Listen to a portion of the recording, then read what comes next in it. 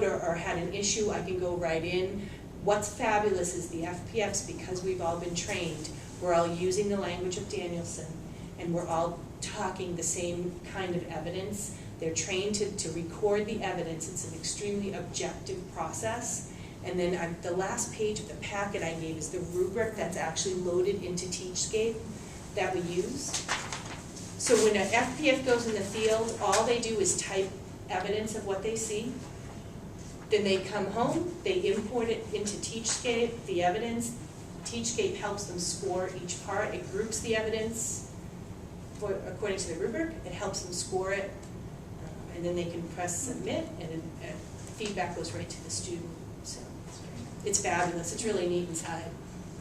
It's also, Nick and I, we look a lot of the different data inside, so there's a bunch of different reports that we can run about the different scores that are being given in the field, and we found it's a perfect bell curve, isn't it? It's, so we do not have grade inflation with our observations.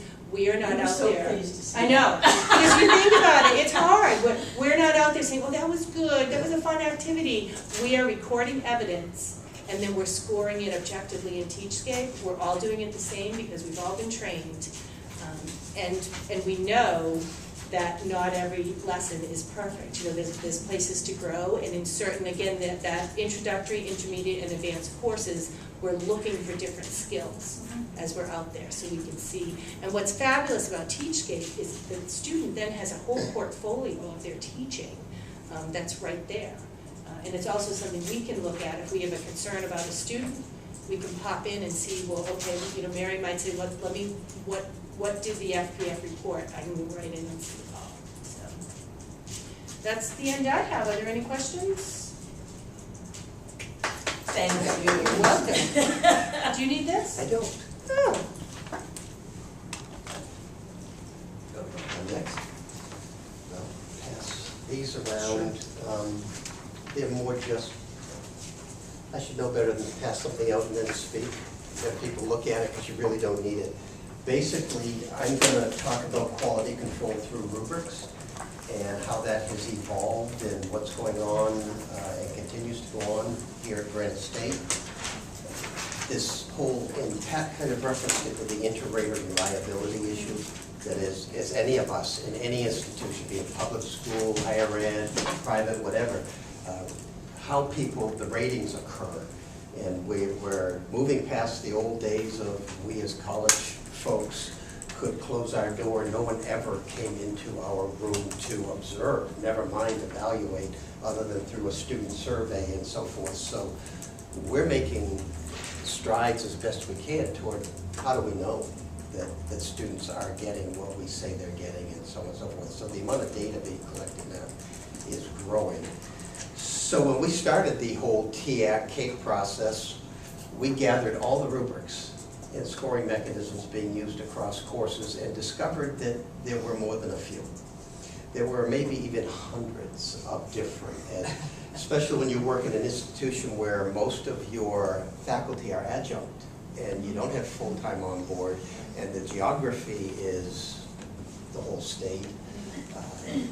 The variability every time a new faculty person came on board and had their system of wanting to provide feedback to students was evident, clearly evident. So we started looking at what the nature of rubrics and what makes a good rubric versus just somebody's preferred whatever. And we found there were several things going, and we knew we had to develop continuity and integrity across. And what we decided we wanted was anytime a student comes into the website or goes online, it should look like a Granite State, like you've seen this before, at least resembles, and not be, where's this from, or is this the one I use? So that kind of continuity, we spent a year in monthly meetings having faculty bring all of the rubrics that people, lead faculty, that all people were using, and trying to determine, could we develop once and universal rubrics across program areas, across all courses? And could we, if we couldn't develop a universal one across everything that was more program specific, could at least have a look and a format so that they knew they actually were on the Granite State website and it looked like what they were supposed to do. we discovered several things. The overlapping performance indicators, that's so many rubrics, and I think in a question you folks may have generated, it showed one, where we say things like distinguished, exceeds expectations, meets expectations, proficient, and unacceptable. So 3 out of 4 scores were above what you expected, which doesn't make very good sense, so we've worked carefully to eradicate that, as well as double-barrel descriptors, where we're asking about 2 different things but giving 1 rating. And so it's really hard for the feedback to be specific enough for the learner about what needs attention or what was done well, whatever the case may be. So we still have some of those, but that's the move Yes. to the universal. yes. Yeah. We now have a much more delineated format, criteria for what it's supposed to look like. It's not perfect yet. Every now and then, an errant one is found on the website that has not been deleted or downloaded. So it can occur, but hopefully those are fewer and fewer, and more are fitting the criteria. And that's why I handed out to you the last copy of what I was doing. Well, just an example on the back. So as you look at the rating now, a 4 is proficient. And then we go down from there to, well, it's acceptable but not proficient, it's developing, minimal criteria is met, and or the criteria not present at all. So our rating scales are moving toward a much more unified system of giving feedback. And to get a 4 is truly what we're looking for in that artifact, in that assignment, in that activity. And from there, the feedback should be more of a developing person toward proficiency, not things that are above proficiency. At the bottom of every rubric, we're trying to make sure we put the rubric possible scores you can get, what the grade equivalent would be, and the percent equivalent. So that as students cut across different assignments, it may be this is worth 10 points in your course, or this is a weighted percentage in the class you're taking, they can now see how this weighs in. So if students are looking for accountability to grading, all of our rubrics should have this crossover so people know what it's equivalent to. Otherwise, you get a 2.25 or you get a 3.0. What does that mean in terms of how well I'm doing against this assignment and or my entire course grade? And we're also trying to make sure the rubric themselves, because lots of times we find rubrics, although they were against an assignment in the syllabus, it didn't cross over well so that you knew what the criteria were either in the syllabus or in the rubric. We're trying to make sure everything matches up no matter what document you go to, you see the information that links it. The more important aspect of this, once we develop paper that looks consonant, is really practice. In the calibration that Pat spoke of with the RASWs, we are now doing monthly with lesson plans, with written work. So we're now bringing student work into faculty meetings and having everyone rated against the rubric. To make sure, 1, the rubric does in fact assess what we're looking for. 2, that we are actually thinking that these criteria, what they look like. So we now do individual ratings, then discuss why did you rate it as such and what should it be, what could it be, what are we trying to do so that we'll have more inter-rater reliability no matter what course or what professor somebody has, that they can expect a similar type of rating system.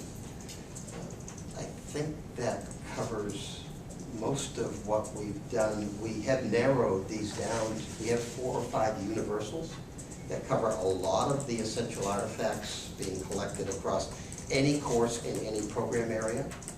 The next frontier is as a specific, and this one is specific with BVI, or we may need some criteria in our rubrics that apply specifically to this area, and put them across all our rubrics, whether it does or not, and say, if applicable, use this criteria, so that the awareness of that is not just in this program, but in other programs where we're trying to meet needs of other specific learning needs that may or may not be blind visually impaired. So there are learning needs that are specific across all. So it's a work in progress. It looks wholly different than it did a year ago. Oh, it's amazing. It is. But it is a work in progress. Yeah. So I think you're absolutely right, the next frontier, with Bob's help and the lead faculty and the field lead, we've identified the primary universals. But it's the next frontier that this also applies to this program. We've got some work to do, and we know that. Well, it's always interesting when you look at an organization that has a lot of people or cuts across, as even this one that's passed out to you. We have made a couple of upgrades or shifts in this that aren't in this that show, and we just need to get this uploaded because Pat's downloaded from the most recent one. Every one has the latest revised date on it. Yeah. So when you go in, you know, am I working with the most recent one? And so this is on me, but this one hasn't gone up because it says next to each thing, is this an introductory course level element? Is this an intermediate? Is this an advanced? So that as people go in and observe, if this is a brand new person to the field, I'm not expecting them to do all of these elements. Sure.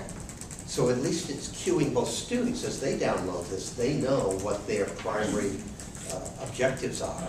It's also cueing the observer, what am I looking foremost for, and oh neat if I see something beyond that. So in terms of just being transparent and disclosing, we're wanting our rubrics to do that as standalone documents as best